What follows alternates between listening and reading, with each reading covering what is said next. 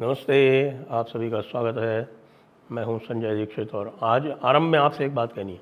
हम जयपुर डायलॉग्स चला रहे हैं और पहले दिन से हम ये कह रहे हैं कि हम भारत के लिए एक नया नैरेटिव बनाना चाहते हैं। और नया नैरेटिव क्या, बेसिकली जो हमारा बेसिक नैरेटिव है उसको इस्टेब्लिश करना चाहते हैं।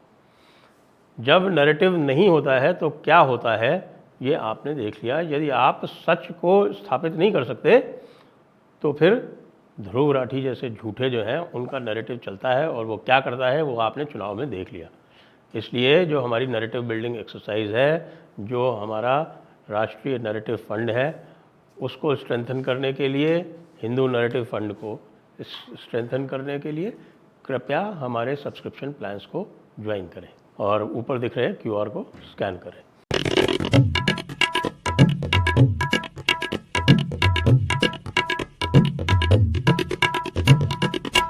नमस्ते, आप सभी का स्वागत है आज के इस कार्यक्रम में। और जैसा कि आप जानते हैं कि बॉर्डर और जम्मू कश्मीर फिर से हीट अप हो रहा है और हमारे साथ है इसमें मेजर जनरल राजीव नारायणन जी। आपका स्वागत है मेजर जनरल नारायणन। नमस्कार, thank you. I am happy to be back on your platform. Yes, after a long time. बिल्कुल सर, बिल्कुल। तो जनरल साहब ये बताएं कि ये पाकिस्तान को क्या किस तरह का शौक चल रहा है कि अचानक जो है उन्होंने नई मोदी सरकार आते ही, मोदी 3.0 आते ही उन्होंने उसको चैलेंज करना शुरू कर दिया है। I mean series of attacks. पहले आपके वो शिव खोड़ी वाला हुआ जिसमें वो बस के ड्राइवर को गोली मार के और बाद में दे टारगेटेड द पिलग्रिम्स। उसके बाद कठुआ में हुआ और फिर टोडा में भी हुआ उसी के only a few hours after that. और अभी मैं सुन रहा हूँ कि नौशेरा में भी कुछ लोग स्पॉट किए गए हैं। So there is some kind of a casa on over there as well. हाँ सर, देखो, एक तो वो आपने जैसे बताया 3 दिन के अंदर 3 अटैक हो गए और जी ये रियासी, डोडा और कठुआ में।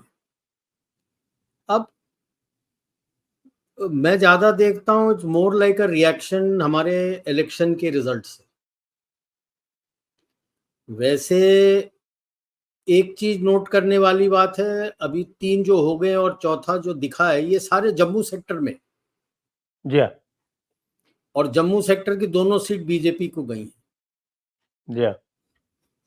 सो प्लस एक और आप याद करेंगे कि रागा ने इलेक्शन के पहले ही चेतावनी दी थी कि अगर बीजेपी जीतेगा तो आग लगेगी।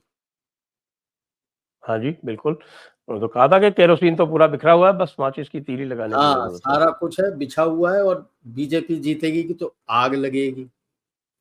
और इस इलेक्शन में हमने देखा, मतलब बाकी लोग रोते हैं कि इसने इंटरफेयर किया, उसने इंटरफेयर किया, कितना घमासान इंटरफेरेंस हुआ था यूएस, वेस्ट, चाइना और इस्लामिस्ट का हमारे देश के इलेक्शंस के अंदर, बिल्कुल। कि किसी तरह बीजेपी और एनडीए हार जाए।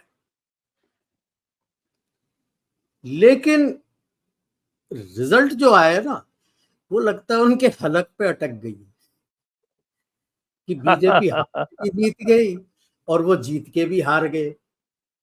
अब ये भी नहीं कह सकते कि खुंदक है कि हम हारे हैं, और ये भी नहीं कह सकते कि दूसरी पार्टी जीत गई। मतलब अब जीत तो ऐसी है कि एक पार्टी का इक्वलेंट वो पूरी इंडिया अलायंस ही नहीं कर पाई, एक पार्टी का। करेक्ट। तो वैसे तो इनके प्लानिंग, रागा तो मुंहफट होता है, कुछ भी हलक में रख नहीं सकता, वो पेट में छुपा के नहीं रख सकता है, तो बोल देता है।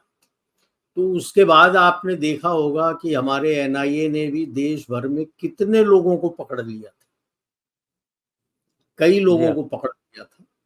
और अपने इलेक्शन कमीशन और सुप्रीम कोर्ट ने तो कहा है कि आप पैरामिलिट्री फोर्स अभी इतने जल्दी निकालना नहीं है वेस्ट बंगाल से भी, वहां पे भी लगे हुए हैं, तैनात हैं।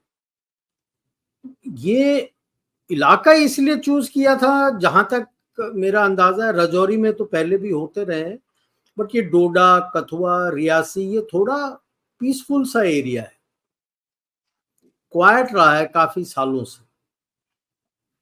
रजौड़ी तो फिर भी थोड़ा बॉर्डर के पास आ जाता है, तो यहाँ पे कहीं गार्ड डाउन हुआ होगा किसी का। तो हमें अफगानिस्तान से पूछना चाहिए फर्मली, क्योंकि हम तो उनको काफी सौदा देते रहते हैं उनके लोगों के लिए, कि ये M14 हथियार यूएस वाले यहाँ पे आए कैसे, कि आपने कैसे ये छूट दे दी कि आपके वहां से ये M14 हथियार पूरे पाकिस्तान में घुस गया तो आ जाएगा यहाँ पे। पाकिस्तान में किस तरह से पहुंचाया इन्होंने, उनको भी कुछ करना चाहिए। रिएक्शन हमें नी जर्क नहीं करना चाहिए, इस तरह से वार करना चाहिए कि केवल पाकिस्तान नहीं, जो उनको सपोर्ट कर रहे हैं उनको भी दर्द होना चाहिए, कि तभी मामला देगा कि केवल पाकिस्तान पाकिस्तान नहीं। तो उसके लिए क्या कर सकते हैं हम? अपने डायस्पोरा को इंटेलिजेंटली यूज करो। अभी तो यूएस में भी इलेक्शंस आ रहे हैं, स्विंग वोट बना लो वहां पे, करेक्ट।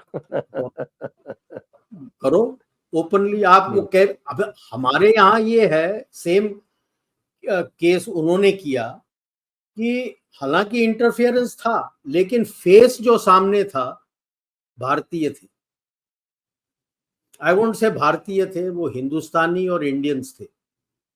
भारतीय होता तो ये करता नहीं। बिल्कुल सही, हिंदुस्तानी और इंडियंस थे। Very correct distinction you made. Hindustani और इंडियंस थे जो इनके फ्रंट फेस थे। वहां पे फ्रंट फेस अपना डायस्पोरा करो, तो वो मतलब उनको पता भी होगा कि आप यहां से मैनिपुलेट कर रहे हो, कह भी कुछ नहीं सकते, वो तो सिटीजन है, उसका हक है जो करना है, जो बोले जो करे। तो play the same game with them. अभी उसने अपना स्नैप इलेक्शंस बुला लिया है, मैक्रो ने भी बुलाया है और यूके में भी है। Play the same card there. उनको भी समझ आना चाहिए to can play the same game. फिर और वैसे तो मैक्रो के हाथ तो वैसे ही बंद गए हैं अभी, तो वो तो मारी ले पेन, आई एम श्योर उनकी पार्टी जीत जाएगी। जिस तरह से लग रहा है पूरे EU का पूरे यूरोप इलेक्शन, में वो मूवमेंट है, पूरे यूरोप में ही जो बिल्कुल है बिल्कुल बिल्कुल वो जो इन्होंने अति की है, जिसको कहते हैं ना अति सर्वत्र वर्जित, बिल्कुल। तो जो अति की है इन्होंने इमिग्रेंट्स के पॉलिसीज को लेके, अब उसका रिएक्शन धीरे धीरे कंसोलिडेट हो रहा है यूरोप में, और उससे ये डेफिनेटली जो डीप स्टेट है वो तो कमजोर होगी।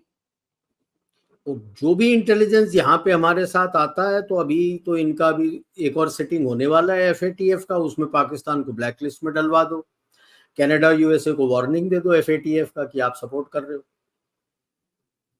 आपके हथियार हैं यहाँ पे, आप सपोर्ट कर रहे हो। सर्टन थिंग्स ये आपको देना पड़ेगा, ताकि ये बताना पड़ेगा कि इस मोदी 3.0 में there will be a price to pay for every life lost. आपके जो सिक्योरिटी फोर्सेस हैं वो तो ऑपरेशन करेंगे, 2 या 3 तो ऑलरेडी ढेर कर चुके हैं, और भी मरेंगे वहां पे, वो बात अलग है, और टेररिस्ट को आप मार रहे हो, that is a separate tactical.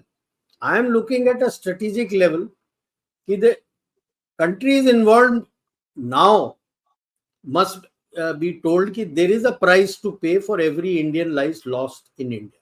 आप ऐसे जो पहले आप फ्री रन आपको मिल रहा था वो मिलेगा नहीं, आपके पीछे हम हाथ धो के पड़ेंगे। तो इसमें एक और चीज कर सकते हैं, जैसे कहते हैं ना लातों के भूत बातों से नहीं मानते। तो ये जो वेस्ट वाले हैं ना, ये एक्चुअली ट्रेडर्स हैं, बिजनेसमैन, इनको पैसे से मतलब है।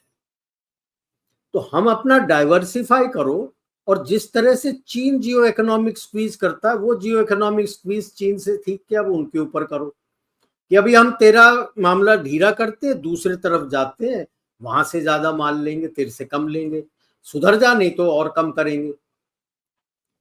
जब ये जियो इकोनॉमिक स्क्वीज करना शुरू करेंगे तब, और दूसरे तरफ से भी वार्निंग देना शुरू करेंगे, तभी इन लोगों को अकल आएगी, नहीं तो अकल नहीं आएगी, मानेंगे नहीं ये। क्योंकि 200-300 साल से ये सोचते हैं कि ग्लोब हमारा ही है, हम ही राज कर रहे हैं, हमारा हुक्म चलेगा, और ये सारा कुछ अब निकल के जा रहा है। आपके प्लेटफॉर्म में भी और कई प्लेटफॉर्म में मैंने कहा है कि ये जो भारत उभर के आ रहा है, ये किसी के हेल्प से नहीं आ रहा है, अपनी ताकत से ऊपर आ रहा है, लोगों के ताकत से ऊपर आ रहा है। अनलाइक जो वेस्ट में हुआ था, जो चीन में हुआ था, जापान, साउथ कोरिया, जहां पे जैसे वेस्ट यूरोप में यूएस का काफी मदद था, यूएस और वेस्ट का चीन, जापान, साउथ कोरिया, ये सारों को मदद दिया था। हमें कौन सा मदद मिला है? हमें कोई मदद नहीं मिला है, हमें तो सैंक्शंस ही दिए हैं। उनको ये रास नहीं आता, और उनको ये अब आप ये देख लो, आपने ओथ लिया और एक किसी से बात कर रहा था, वो पूछ रहे थे क्या होगा, मेरे रिश्तेदार थे। मैंने कहा भैया जो सीसीएस और सीसी है उसमें कोई बदलाव नहीं आएगा, बाकी में बदलाव कर ले, इकोनॉमिक अफेयर्स और आपका जो सिक्योरिटी है कोई चेंज नहीं होगा। उनने पूछा मिनिस्ट्री, मैंने कहा ये जो 4 मिनिस्ट्री है इसमें कोई तब्दीली नहीं आने वाली है। वो कहते नहीं नहीं नहीं होगा होगा। मैंने बोला शर्त लगा लो, नहीं होगा। वही हो गया, आपकी सीसीएस वही है, आपकी सीसी तकरीबन वही है। अब लोगों को दर्द हो रहा है, क्योंकि आप जो स्ट्रेटेजिक ऑटोनॉमी लेके चल रहे हो वो चलोगे। जो इलेक्शन में रिजल्ट वो चाहते थे कि बीजेपी 200 के आसपास ही टिक जाए, वो हुई नहीं। तो एक इसमें जो है फॉलो अप क्वेश्चन है मेरा। हाँ जी। एक तो ये है कि जो थ्योरी जो अभी मैं देख रहा हूँ जो चल रही है, वो थ्योरी ये चल रही है कि भाई ये चाइना और पाकिस्तान का एक ज्वाइंट स्ट्रेटेजिक नहीं कहेंगे इसको, एक टैक्टिकल ऑपरेशन है। और ये भी जो है वो इतना मैसिव स्केल पे कर रहे हैं, वो पूरे इंडिया को मैसेज देना चाहते हैं कि भाई आपने एक कमज़ोर सरकार इलेक्ट कर ली है। एक तो ये थ्योरी चल रही है, और दूसरी थ्योरी ये चल रही है कि साहब कि ये पाकिस्तान का जो इनका जो आईएसआई वगैरह है, उनका ये बदला है आपके अननोन मेन ऑपरेशंस का।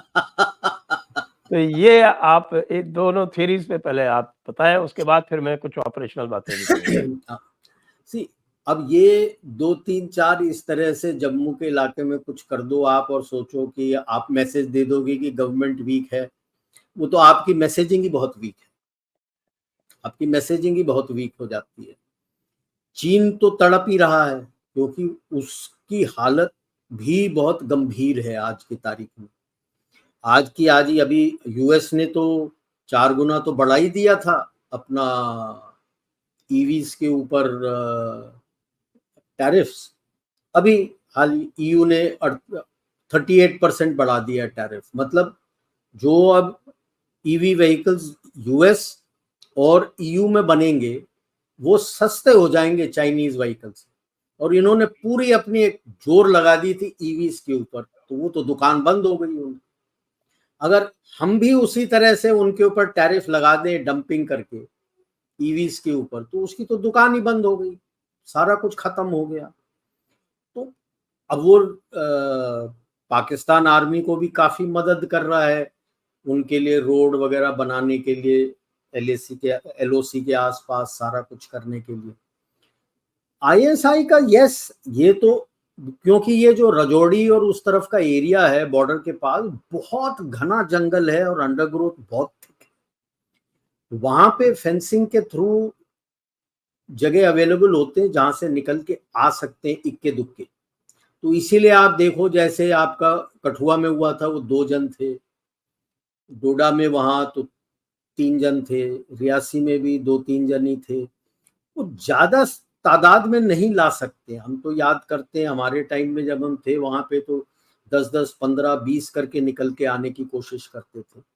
जब से फेंसिंग बन गया उसके, हम तो 90s की बात कर रहे हैं, जब से फेंसिंग बन गया थोड़ा और कम हो गया है, अब और कम हो गया है, ग्रिड काफी सख्त हो गया है, और लोग भी मतलब 2019 के बाद तो और भी कम हो गया है, लोकल्स नहीं मिल रहे हैं अभी। ये जो जितने भी 2-3 मारे हैं ये सब पाकिस्तानी है, लोकल टेररिस्ट नहीं मिल रहे। तो आप किस तरह से मैसेजिंग दे रहे हो कि भाई वीक है।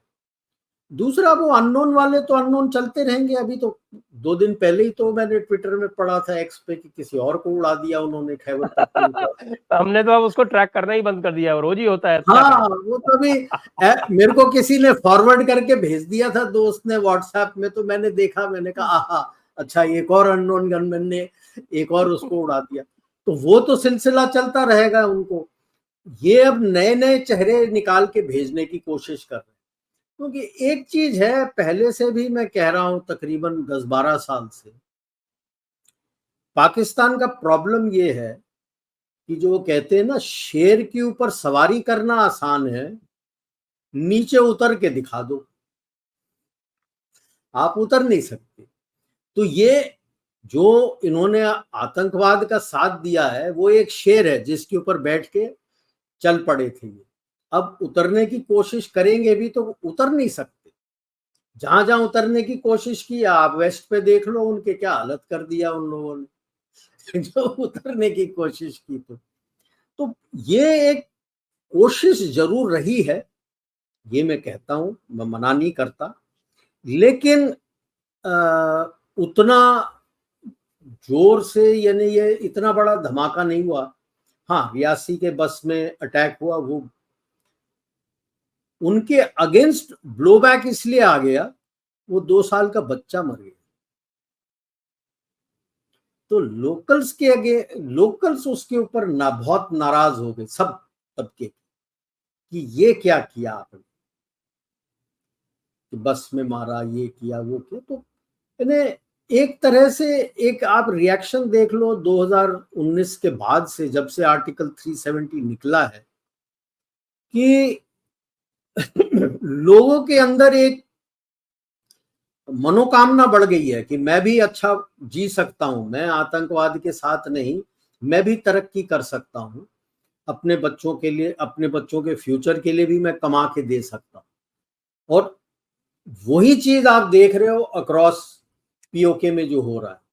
तो ये जो रिएक्शन है इलेक्शन रिजल्ट्स के साथ तो है ही है, लेकिन मुझे लगता है ये इसके साथ हमको पीओके में जो हो रहा है वो भी नजरअंदाज नहीं करना चाहिए। क्योंकि वहां पे अब तूर पकड़ रहा है कि हम तो भारत के साथ जाना चाहते हैं, आपने हमको कुछ दिया ही नहीं है, कि तानाशाही तो आप कर रहे हो, वहां नहीं हो रहा है। एंड सरप्राइजिंग है कि भाई कश्मीर वैली में नहीं हुआ, वहां के 3 कश्मीर सीट। वैली में भी कुछ दिनों पहले एक टूरिस्ट बस पे हमला हुआ था, याद हाँ, करें आप। बट अभी आप करीब देख करीब लो, 2 15-20 नेशनल दिन पहले। कॉन्फ्रेंस के हैं और एक गंदर वहां पे बारामूला वाला राशिद का है। अब मेरा तो जुडिशरी से केवल एक ही है कि भाई जो जेल के अंदर है उनको वोटर्स के बराबर उनको अपना फ्रीडम मिलना चाहिए। अगर मैं जेल में हूं, मैं वोट नहीं कर सकता, इलेक्शन कैसे लड़ रहा हूं? जेल से आप ये तो इलेक्शन कैसे लड़ रहे देखिए, हो और जेल से गवर्नमेंट कैसे चला रहे हो? ये तो क्या? पॉलिटिशियंस ने अपना बना रखा है। हाँ, वही बोल रहा हूँ ना, वरना जैसे अभी वरना ये काम तो लेजिस्लेचर के हाथ में, पार्लियामेंट के हाथ में, चेंज कर दो लॉ। आप ये देख लो, जैसे आपका सहारा श्री जो थे उनको जेल में डाला, तो क्या जेल में बैठ के वो बिजनेस अपना चला रहे थे? आप तो परमिशन नहीं दोगे। तो बंदा जेल में है और गवर्नमेंट चला रहा है, बंदा जेल में है और वो इलेक्शन के लिए खड़ा हो रहा है, और बाकी जो बंदे जेल में वो तो वोटिंग करने भी नहीं जा सकते। ये भी नहीं है कि आप जेल के अंदर वोटिंग बूथ बना दो कि आप वोट करो, उनको वोटिंग परमिटेड नहीं है, उनकी वोटिंग राइट्स आप निकाल रहे हो, बेचारे अंडर ट्रायल को भी नहीं होता।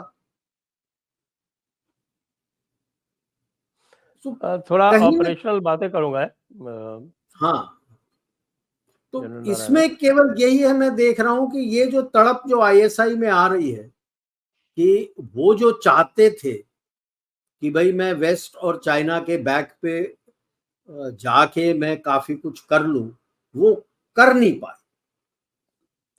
एक ये बताएं कि आपने राजौरी का उल्लेख किया, और ये राजौरी लगभग इसके 2-3 साल हो गए और इसको जो है अ, हम ठीक नहीं कर पाए। दिस इज़ वेरी सरप्राइजिंग, क्योंकि नॉर्मली मैं देखता हूँ कि भाई इंडियन आर्मी बार-बार वही गलती नहीं करती है।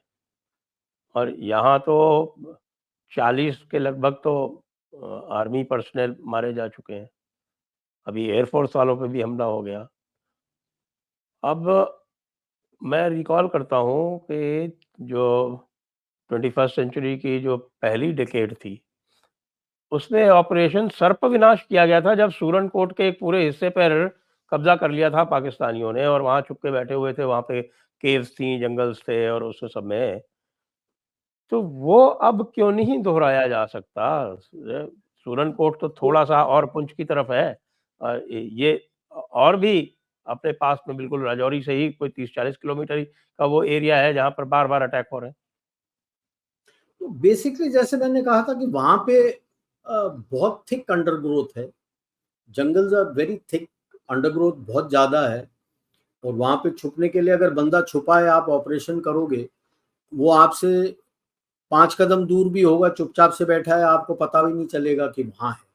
सर्प विनाश आपने किया था, उसके लिए आपको एक्स्ट्रा ट्रूप्स लेके आना, तो वो अभी वो करना नहीं चाहते क्योंकि आपका स्टैंड ऑफ चल रहा है चाइना के साथ।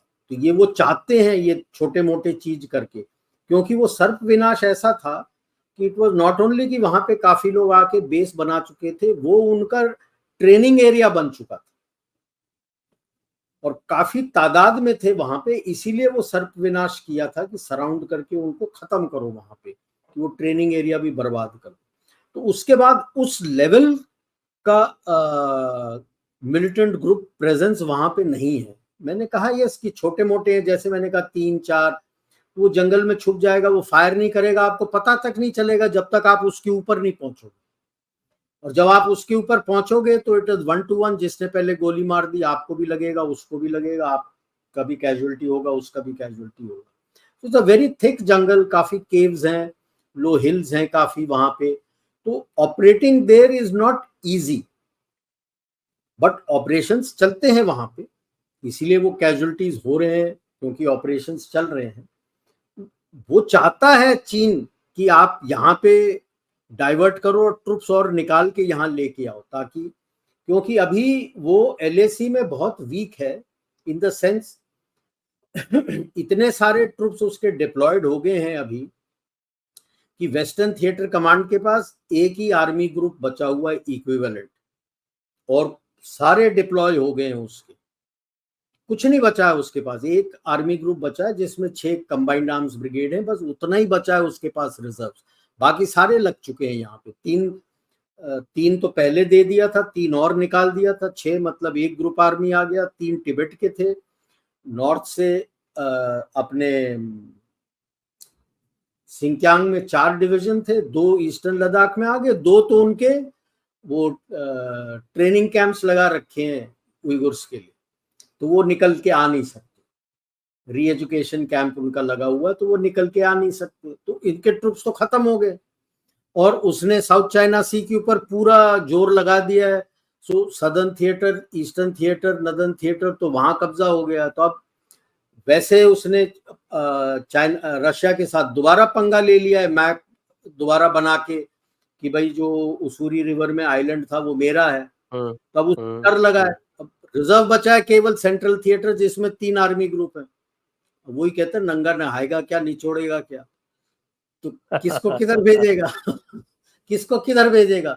तो इसीलिए उसको डर ये है कि इंडिया के पास अभी काफी रिजर्व है, अगर वो कुछ इल्ली करना कोशिश करेगा तो थप्पड़ बहुत बुरी तरह पड़ेगा उसको। तो वो चाहता है कि आप कुछ और इस तरह डिप्लॉय करना शुरू कर दो, ताकि आप भी उसके तरह उतना स्ट्रांग नहीं हो। I don't think Indian army वो करेगा गलती। ट्रुप्स हैं, काफी हैं, ये छोटे मोटे चीज के लिए काफी हैं ट्रुप्स। तो वो अनबैलेंस रीबैलेंसिंग जो किया है नॉर्थ की तरफ, ऑटोमेटिकली जो कर दिया था, वो थोड़ा उसके लिए दिक्कत है। तो इसीलिए मेरे को लग रहा है, जैसे आपने सही कहा था कि चाइना और पाकिस्तान की जुगलबंदी चल रही है, वो इस चीज की जुगलबंदी है कि पाकिस्तान को बोल रहा है कुछ कर दो, अब वो लटते पटते कुछ ना कुछ भेज रहा है और बंदे मर रहे हैं, और कह रहा है कि कुछ कर दो यहाँ पे ताकि ये कुछ कर सके। अच्छा, ये सीज फायर के कंटिन्यूएशन के बारे में आपका क्या विचार है? सीज फायर सही चीज है, क्योंकि नहीं तो क्या होता है कि बॉर्डर एरिया में जो काफी गांव वगैरह है उनको बहुत दिक्कत होती है। हमें तो उतनी दिक्कत नहीं होती, ठीक है, हम तो यूज टू हैं और हम अपने प्रोटेक्शन में हैं, बट गांव वालों को काफी दिक्कत हो जाता है उसमें, दोनों साइड के गांव वाले जो हैं, और काफी उनके कैजुअलिटीज होते हैं। तो ये सीज फायर अभी चल रहा है, चलने दो। सीज फायर भाई हमारे वो तो फायदे के लिए। वो तो एसिमेट्रिकल वॉरफेयर कर रहे हैं, तो हमारा एसिमेट्रिकल रिस्पांस क्या हमारे होना भी चाहिए? असिमेट्रिकल चल रहे हैं ना, दी अननोन गनमैन। अच्छा, ये थोड़ा सा चाइना की बात कर लेते हैं, क्योंकि चाइना पर तो हाँ जी। आपका विशेष कमांड है ही। तो अब एलएसी पे क्या स्थिति है, क्या यहाँ पर एलएसी में वो काफी अभी वीक हो रहा है। प्रॉब्लम है, मैं बताता हूँ क्या है उनका।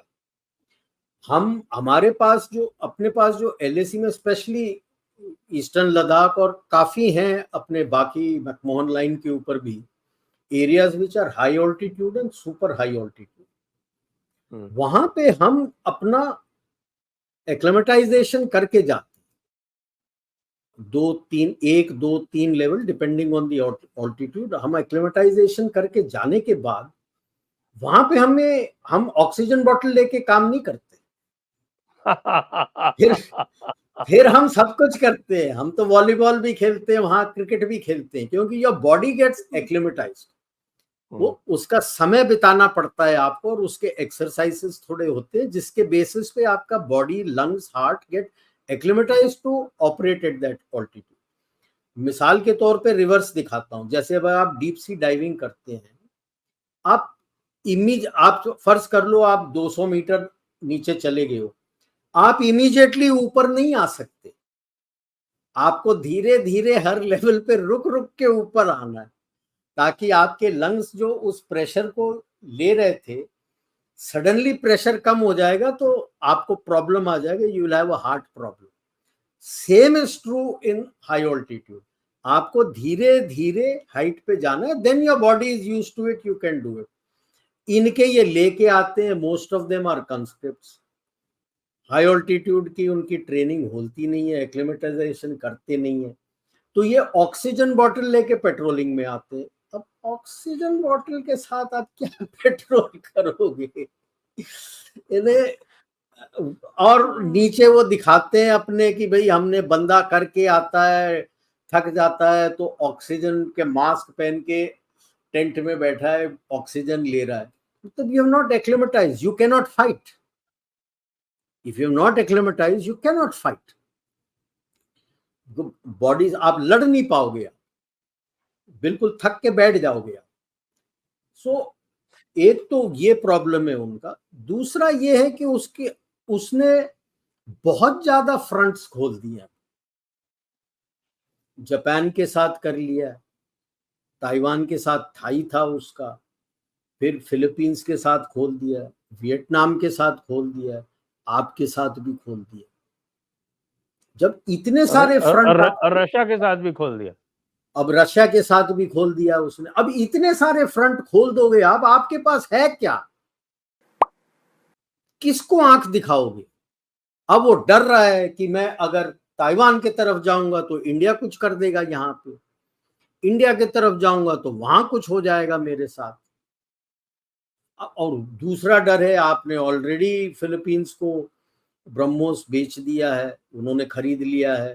आप ताइवान, अब वियतनाम के साथ नेगोशिएशंस में हो, उनको भी आप दे दोगे। जापान ने अपने एसडीएफ के सारे रूल्स चेंज कर दिए हैं, अब तो वो और ज्यादा हथियार बनाना शुरू कर दिया है। तो एक चीज उससे हो गया है कि जो चीन ने किया है, सब ने अपनी ताकत बढ़ा दी है कि भाई साहब आ जाओ अब लड़ते हैं। अब वो डरा हुआ है। और इंडियन ओशन के अंदर तो वैसे ही पता हुआ है कि अपनी भारतीय नौसेना छाई हुई है, तो ईडन में वो तो यूएस वाले ही कहते हैं, उनके पेपर्स ही कहते हैं कि यूएस का जो टास्क फोर्स है वो तो केवल हुतियों के ऊपर मिसाइल फायर करता है और कुछ नहीं करता है। जो पायरेसी सोमालिया से होती है उसका बचावा तो सारा केवल भारतीय नौसेना करती है। और ये जो दबदबा है ये इंडियन ओशन रीजन के लोगों से मिस आउट नहीं होता ना, कि अगर मदद चाहिए तो ये भारतीय नौसेना है जो आके आपको मदद करेगी। इन्हें पते की बात ये थी कि जो एक शिप पे जब उन्होंने हमला किया था, एसओएस भेजा था, पीएलए नेवी की शिप, 2 शिप थी, केवल 50 नॉटिकल माइल दूर थे, हमारी तकरीबन 200 नॉटिकल माइल दूर थे।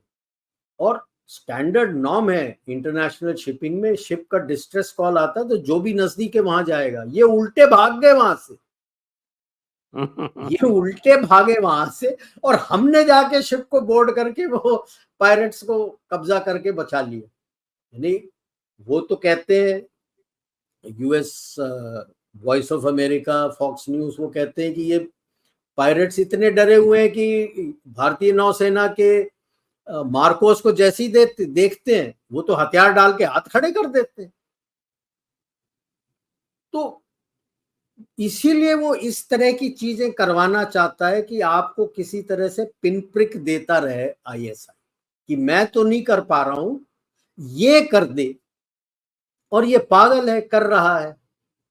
और ये इसलिए कर रहा है क्योंकि आज के तारीख में जो डेमोक्रेट्स वाले हैं, ये ब्लिंकन, ये वो जो अपने आप को वोक लिबरल बोलते हैं, मैं उनको एक्सट्रीम लेफ्टिस्ट बोलता हूँ। ये तो इनका तो टोटल कम्युनिज्म का दिमाग है, एक्सट्रीम कम्युनिस्ट का।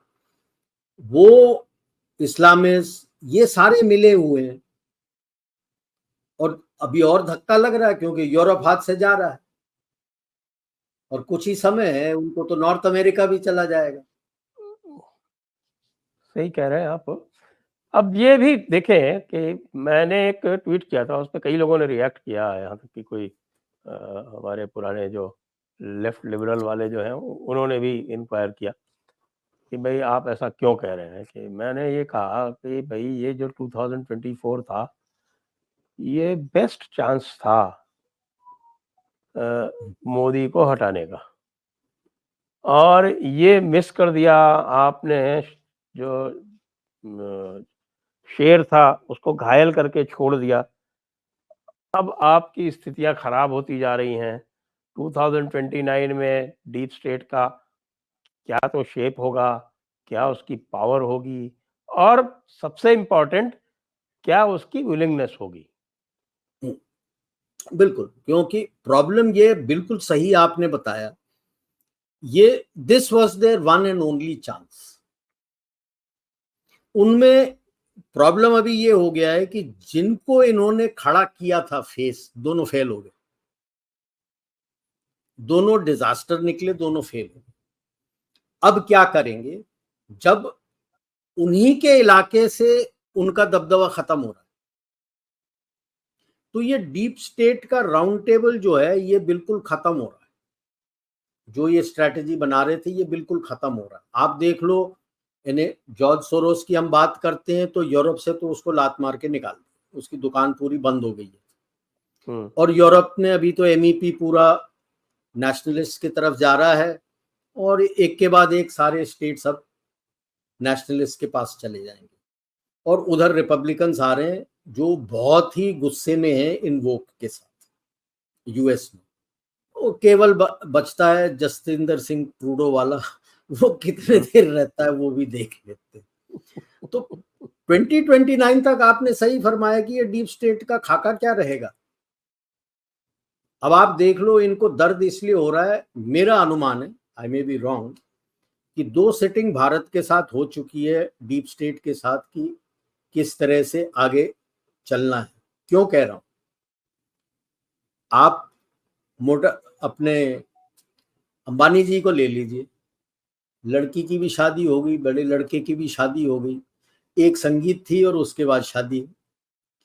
छोटे लड़के की शादी 2 प्री वेडिंग रिचुअल्स हो चुके, और उसके गेस्ट लिस्ट आप देख लीजिए कौन कौन आए हैं। एक जामनगर में, दूसरा क्रूज में। अभी शादी तो होना है, संगीत वगैरह होना है, और वहां पे ये सारे लोग, अगर गेस्ट लिस्ट आप देखो तो ये डीप स्टेट वाले सारे आए हुए थे। नंबर 2, ओके आपने एग्जामिन की लिस्ट? हाँ, ये आए हुए थे वहां पे। क्या डिस्कशन हुआ है, क्या नहीं हुआ है, पहला डिस्कशन, दूसरा डिस्कशन, तीसरा होगा शादी के साथ जुलाई में। वो ये सोच रहे थे कि शायद मामला कुछ और हो जाए। अब तो आप जो भी डिस्कस करोगे और ताकत के साथ डिस्कस करोगे post this election result. Number 2, जितने भी ये मेन डीप स्टेट के क्राउन काउंसिल है, इनके जो भी पैसे वैसे हैं, 8-10 इनके हेज फंड्स हैं, और वो इस तरह से हेज फंड्स हैं जो इंटरलिंक्ड हैं, एक का दूसरे में इन्वेस्टेड है, ताकि कोई पत्ता काट के निकल ना जाए। हाँ, आज मेरे ख्याल से टोटल जो है ट्रिलियंस ऑफ डॉलर्स में है, तो 8-10 ट्रिलियन डॉलर है इनके फंड्स को। Trillions and trillions of dollars. At last count, it was $550 trillion. And the world GDP is 100 trillion. इसीलिए तो वो दादागिरी करने की सोचते हैं ना। वर्ल्ड के जीडीपी से 5 गुना ज्यादा है पैसा। दो उनके जो सबसे बड़े हेज फंड्स हैं, वैनगार्ड और black rock, after the US their biggest office they have opened in India.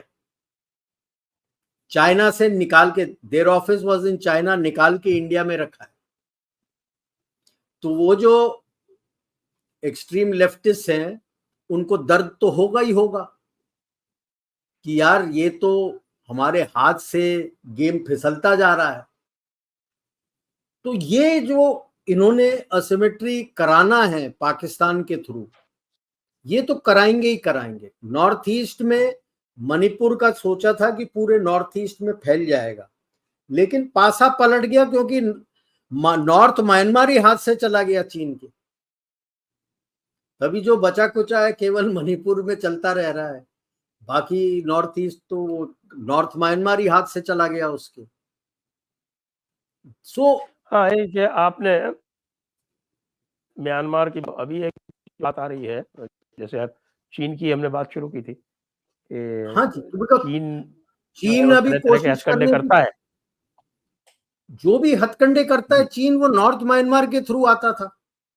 यूनान प्रोविंस है, नॉर्थ म्यांमार के थ्रू आपके नॉर्थ ईस्ट में आता था। अब वो पासा पलट गया, उसके नॉर्थ म्यांमार ही हाथ से चला गया। जितने चीनी थे वहां पे उन सबको लात मार के उन्होंने भेज दिया वापस यूनान के अंदर। तो चीन को अभी समझ नहीं आ रहा, और virtually almost 40-50% of Myanmar has gone out of the junta's hands. तो बचा कौन? पाकिस्तान। तो उसका इस्तेमाल करेंगे, और जगह कौन सा आसान है उसके लिए? JNK। तो वहां पे आपको उंगली करने की कोशिश तो करेगा ही करेगा, और इसी तरह से छोटे मोटे करता रहेगा वो। ये करते रहे, जैसे इन्होंने कुकीज को शह दे रखी है। अभी आपने देखा हुआ बांग्लादेश की प्राइम मिनिस्टर हसीना ने भी कहा था कि भाई हमसे भी देश चाहते थे, हमने नहीं दिया, और बाद में ये आया सामने कि भाई कि क्रिश्चियन कंट्री बनाना चाहते हैं जिसमें से बांग्लादेश का भी हिस्सा हो, आपके ये मिजोरम और मणिपुर का हिस्सा हो, और म्यांमार का हिस्सा हो। तो ये जो है ये CIA का ऑपरेशन है एक। अब वो भी लगता है कि सफल नहीं हो पा रहा है।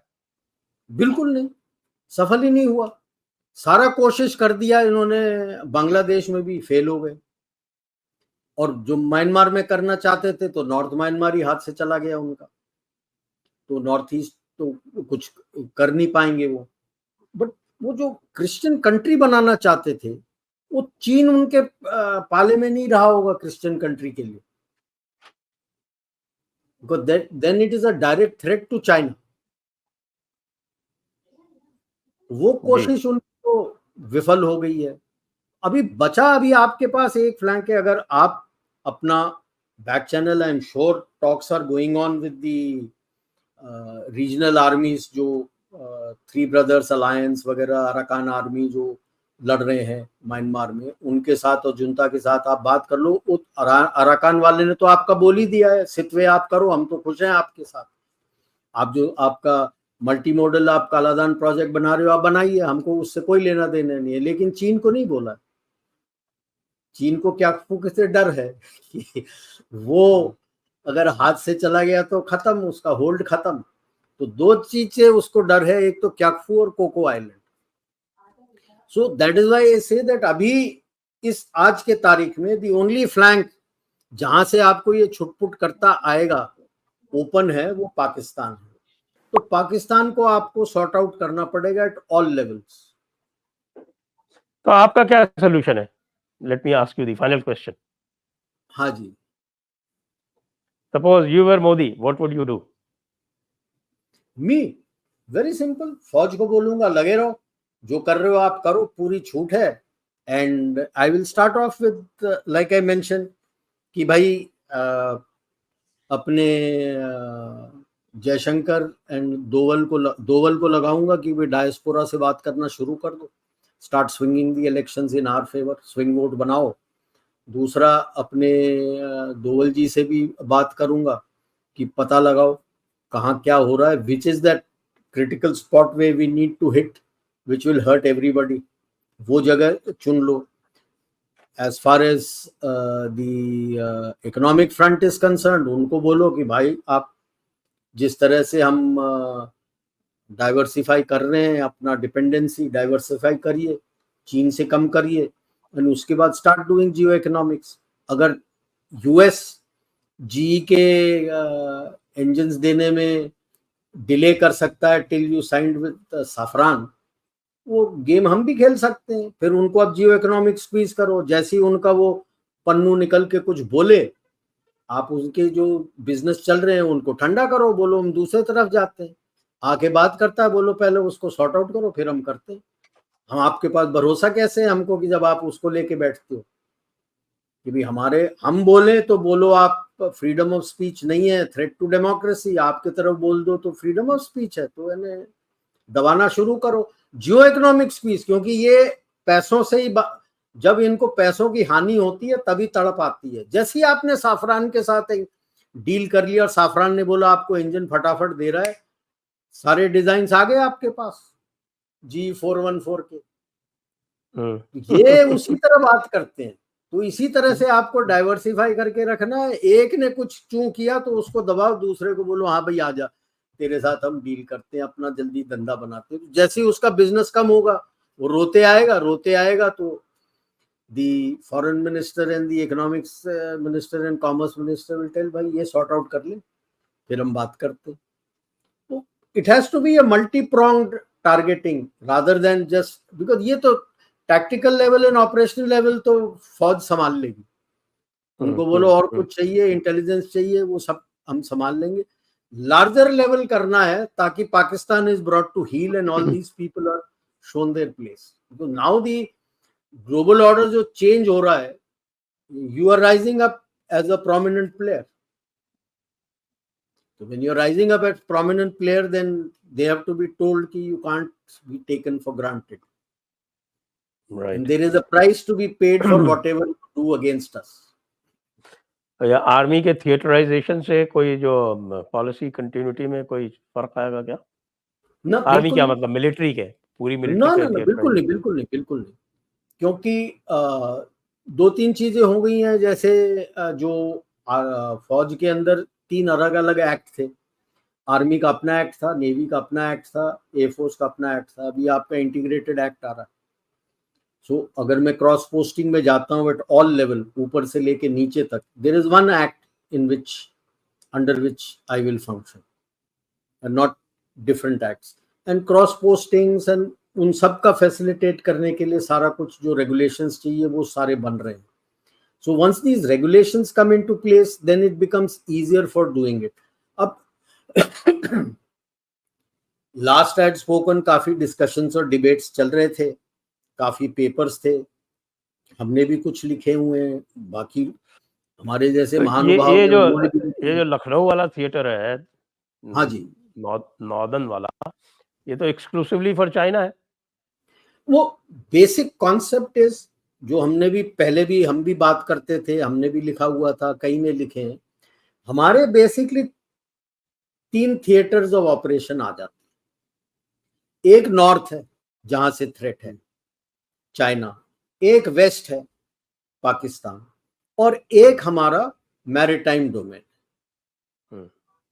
तो ये 3 थिएटर होने चाहिए, so that there is a focused approach of that commander there who looks only at that and does all the planning there, and he is given his resources.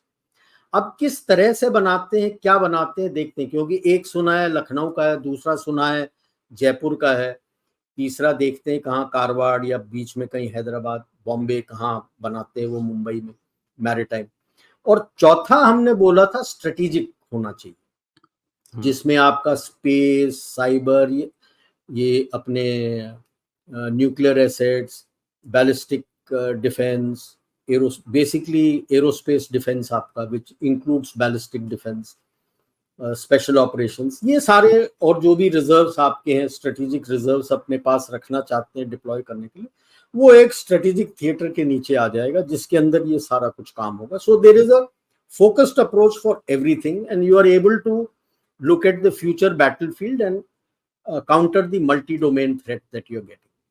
तो ये एक लार्जली कॉन्सेप्ट था. अब वो किस shape size में किस तरह से बनता है, सबके पेपर्स लेके लास्ट अभी पिछले महीने ही गया था मैं दिल्ली आर्मी हेडक्वार्टर में, कुछ काम था, मिलने गए थे, तो बात हुई थी. अभी जो चीफ बन रहे हैं उनसे भी बात हुई थी, वो वाइस चीफ के ऑफिस में, तो वो कह रहे थे कि सारे पेपर्स वगैरह लेके, सबके पेपर्स लेके वो बैठ के अभी डिस्कस कर रहे हैं. तो जो रूल्स एंड रेगुलेशंस है वो तो अलग है, जो भी स्ट्रक्चर बनेगा आपको इस rules, integrated rules and regulations के नीचे काम करना पड़ेगा, तो वो अलग है. और अभी पूरा जो डिस्कशन चल रहा है कि किस शेप, किस साइज में, किस तरह से स्ट्रक्चर बनना, what should be the structure, so that based तो on आपका that बहुत बहुत धन्यवाद. जी जी, आपका बहुत बहुत धन्यवाद मेजर जनरल नारायणन. दर्शकों को भी बहुत बहुत धन्यवाद. आपने सही फार्मूला बनाया है कि पाकिस्तान को किस तरह से डील किया जाना चाहिए, और मुझे लगता है कि यही अप्रोच जो है वो फ्रूटफुल रहेगी. बहुत बहुत धन्यवाद. जय हिंद, जय भारत, वंदे मातरम. जय, थैंक यू.